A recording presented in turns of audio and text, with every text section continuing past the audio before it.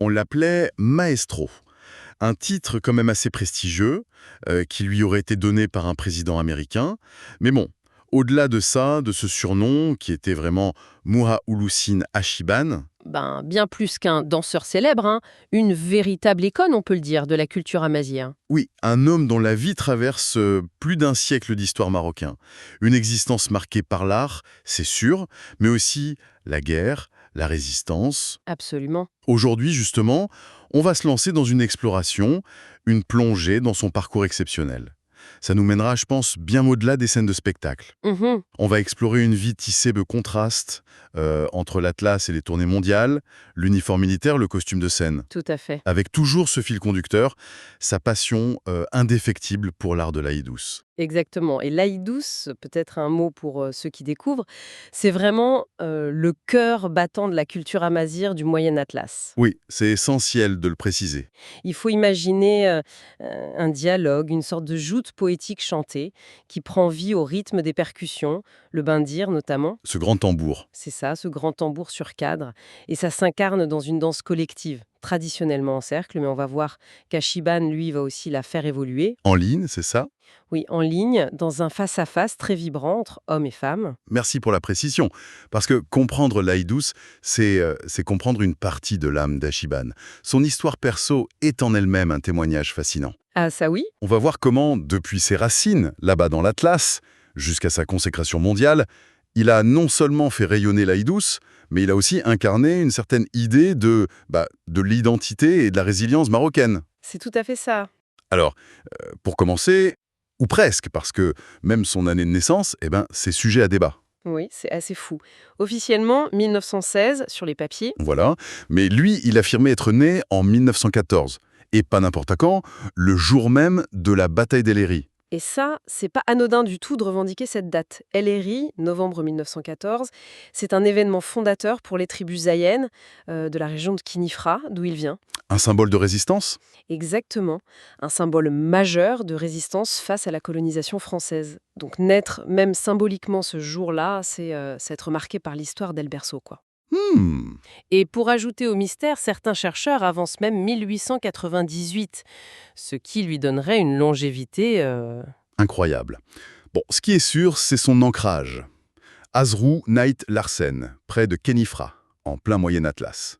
Et très tôt, le personnage se dessine. Il y a cette anecdote assez incroyable de son enfance. Ah oui, l'anecdote du Selem, elle est presque prémonitoire, hein. Il devait avoir 8 ans, quelque chose comme ça. Oui, Donc Ixomé. c'est imaginer la scène, une veillée, une cérémonie d'aïdous, la nuit, à la lueur des feux sans doute. Et paf, ce gamin surgit au milieu des adultes, drapé dans l'immense lame noire de son grand-père. Le burnous, cette grande cape. C'est ça. Et dans la pénombre, certains l'auraient pris pour un esprit, un djinn. La frayeur a dû être là. On imagine. Mais très vite, la surprise passée, le petit moi, au lieu de filer, il se met à danser, avec assurance, au milieu du cercle. Déjà? Déjà, c'est une image très forte, je trouve. Cette présence, ce charisme naturel, cette audace, il portait déjà en lui le futur maestro. Faut dire qu'il baignait dedans, il apprend la poésie, le chant, la musique très jeune, avec son père qui était lui-même artiste et poète. C'est ça, l'initiation familiale. Et son enfance, ce n'est pas que l'art, c'est aussi connecté à l'histoire troublée de l'époque. On raconte que tout gamin, il aurait aidé la résistance contre l'occupation en transportant des munitions aux combattants. Oui, discrètement dans les montagnes. Une enfance vraiment hors norme, comme on dit. Et après ça, son parcours prend une direction assez inattendue, l'armée, et s'engage comme goumier dans l'armée française. Des goumiers, oui. Ces unités marocaines réputées. Exactement. Recruté au Maroc, connu pour leur endurance, leur connaissance de la montagne. Et le voilà propulsé en pleine Seconde Guerre mondiale. Direction l'Europe, l'Italie d'abord. Il aurait participé à la terrible bataille de Monte Cassino. Oui, Monte Cassino, début 1944. Une des batailles les plus sanglantes, les plus dures du front italien. Hmm. Et les troupes marocaines, les goumiers notamment, y ont joué un rôle absolument clé pour percer les lignes allemandes. Mais à quel prix? On imagine. Le simple fait qu'il ait combattu et survécu, C'est déjà énorme. et qu'il ait continué à porter son art en lui. Ensuite, il combat en France, pour la libération, puis en Allemagne, jusqu'à la fin. Et c'est là que c'est fou, hein. Même dans ce chaos, l'Aïdouz n'est jamais loin. Il emporte son bendir, son tambour. Incroyable, non. Entre les combats ou après, pour remonter le moral, divertir les officiers peut-être, il forme une petite troupe improvisée avec d'autres soldats amazigh. C'est fascinant d'imaginer ces moments de culture au milieu de l'horreur, oui. Une bulle d'humanité. Et c'est là apparemment qu'il commence à innover, à adapter la danse. C'est ce qui se dit, oui. Il aurait adapté la forme traditionnelle. Au lieu du cercle intime des villages, il expérimente une disposition en ligne, ou plutôt 2 lignes face à face. Pourquoi ça? Probablement par nécessité. C'est plus facile à présenter devant un public qui est lui-même aligné, comme des officiers qui passent en revue par exemple. Ah, d'accord. C'est donc là qu'est né ce fameux Haïdous aligné qui deviendra sa marque de fabrique. C'est très probable, oui. Et ça, c'est un point clé. Ce n'est pas juste un détail de mise en scène. Ça nous montre déjà sa capacité non seulement à maîtriser la tradition, mais aussi à la réinventer, consciemment, pour un contexte différent, celui de la démonstration. Une intelligence scénique déjà. Tout à fait. Un pragmatisme artistique qui sera essentiel pour diffuser l'Aïdous plus tard. Il racontait même avoir organisé un grand taha, une danse de fête à Stuttgart après la capitulation allemande en mai 1945. Incroyable. Et il y a aussi cette autre histoire de bravoure pendant la guerre, digne d'un film. Oui, un épisode assez rocambolesque et dangereux. Achiban aurait découvert qu'un officier supérieur d'origine allemande mais servant côté français donnait des infos aux ennemis. Un traître. Oui. Comprenant le danger pour son unité, il aurait pris sur lui de le neutraliser. Un acte individuel très audacieux qui serait resté secret pendant des années. Après la guerre, il rentre au Maroc, réintègre l'armée, et ce n'est que bien plus tard que cette histoire de bravoure ressort et qu'il est enfin promu sergent. C'est ça. Grâce à un officier qui apprend l'histoire et fait le nécessaire. Il est ensuite muté, et c'est là que sa vie va prendre un nouveau tournant décisif. Exactement. On est au début des années 50. La tension monte au Maroc face au protectorat.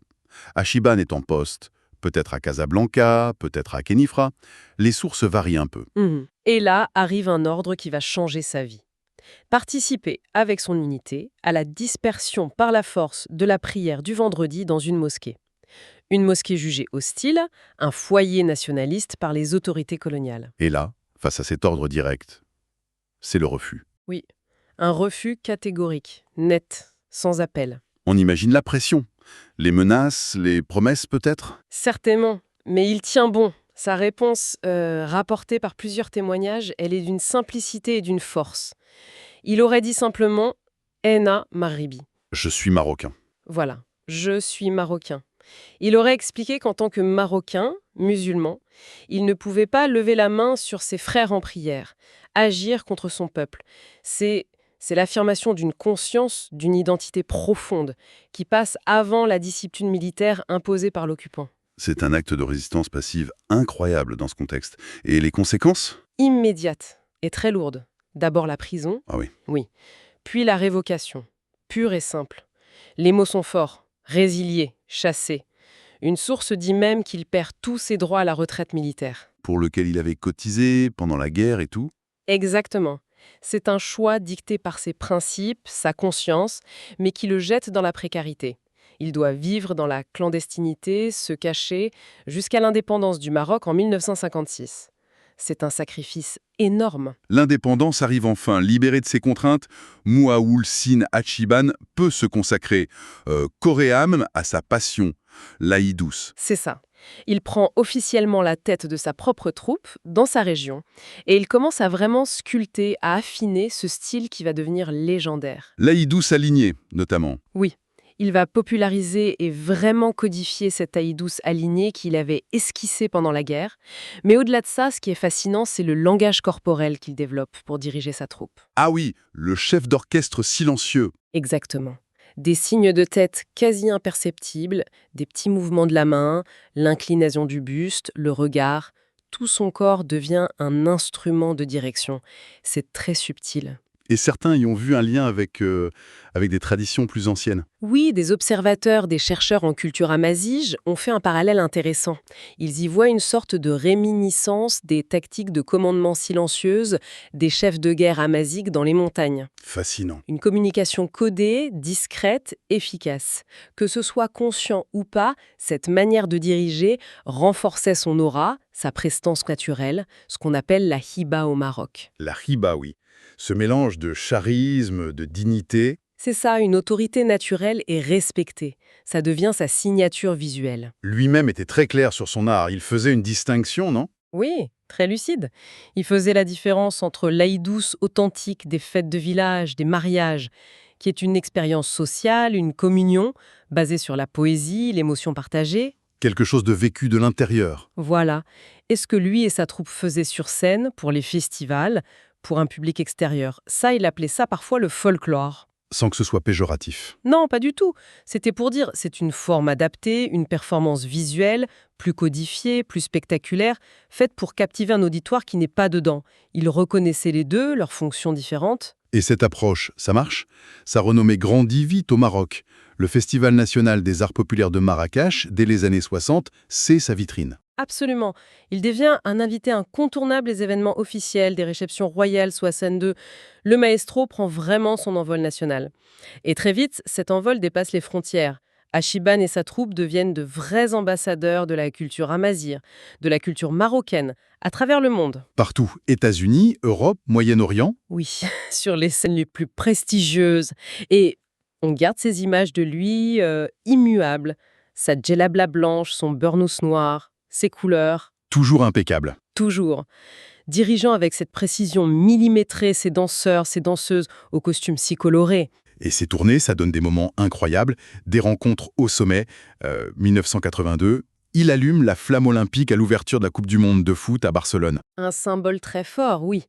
Il rencontre aussi le pape Jean-Paul II au Vatican. Il y a cette anecdote, peut-être un peu embellie avec le temps. L'échange des couvre-chefs. Voilà, le sel-lame noir du maestro contre la calotte blanche du pape. Bon, vrai ou pas, l'image est belle. C'est une belle image. Et puis, la reine Elisabeth II en 81, au Royaume-Uni, subjuguée apparemment. Oui, très impressionnée par la discipline, la beauté du spectacle, le charisme d'Achibanet. Elle lui aurait remis une médaille, le qualifiant d'artiste mondial. Rien que ça. Et la petite histoire raconte même que, fascinée, la reine aurait esquissé quelques pas de danse discrets. Incroyable. Mais le summum de la reconnaissance internationale, c'est ce fameux surnom, Maestro. Comment ça s'est passé? Alors, l'histoire la plus répandue, ça se passe en 1984, pendant une grande tournée aux États-Unis. La troupe se produit peut-être à Disneyland, disent certaines sources. D'accord. Et dans le public, Ronald Reagan, le président américain, lui-même ancien acteur, donc sans doute sensible à la présence scénique, à la maîtrise. Oui, il devait reconnaître ça. Et c'est lui qui, conquis, l'aurait spontanément appelé maestro. Et c'est resté. Reagan aurait même voulu le garder aux États-Unis. C'est ce qui se raconte, oui. Impressionné, il lui aurait proposé un contrat pour rester, enseigner, se produire là-bas. Et Achiban? Fidèle à lui-même, il aurait poliment refusé, expliquant qu'il était attendu au Maroc pour les réceptions du roi Hassan II, qu'il appréciait beaucoup. Ah oui? Et la légende ajoute que le premier ministre marocain de l'époque, qui était là, serait intervenu en plaisantant. Monsieur le Président, le Maroc a encore besoin de son maestro. Quelle histoire! Quelle consécration! Mais l'histoire est parfois ironique. Des années plus tard, lui, acclamé partout, va connaître une petite mésaventure. Oui, c'est un peu triste et absurde en fait. En 2009, il est âgé mais toujours actif. Sa troupe est invitée à un festival à Lyon en France. Et Et là, refus de visa. Les autorités consulaires françaises bloquent l'entrée de la troupe. c'est fou. Lui qui avait combattu pour la libération de la France. L'ironie est cruelle, oui. Ça a dû être une blessure. Malgré tout, le maestro continue. Mais il sent le poids des années, forcément. Il approche des 80 ans, si on prend 1914.